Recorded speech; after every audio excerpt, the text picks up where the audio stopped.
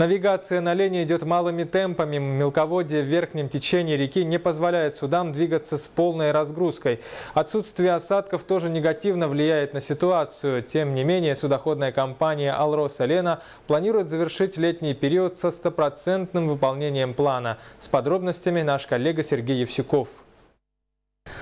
Ситуация на реке, говорит Алексей Лисеев, чем-то напоминает 13-й год.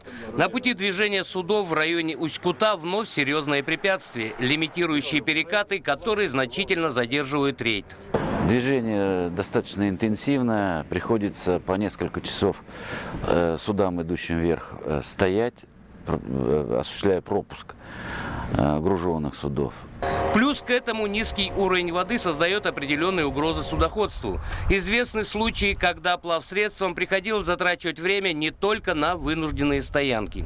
Теплоход с баржей, приставкой останавливается в местах пропуска, и порывом ветра его выдувает, будем так говорить, на береговую линию. Такие бывают случаи. Сложные условия судоходства, естественно, отражаются и на планах. Даже несмотря на чуть более высокие глубины, чем в 2013 году, судам все равно приходится идти с 30-40% загрузкой. Лимитирующие перекаты на верхнем участке реки Лена с глубиной 1,50 м, что не позволяет флоту грузиться даже на половину его грузоподъемности. Что касается сухогруза, то его осталось довести около 30 тысяч тонн.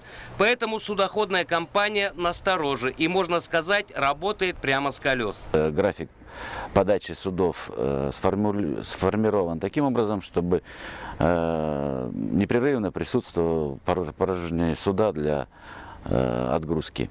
А вот на уровень воды до выпадения осадков речники, естественно, повлиять никак не могут. Но обещают, что к концу навигации даже в таких условиях все равно постараются выполнить план.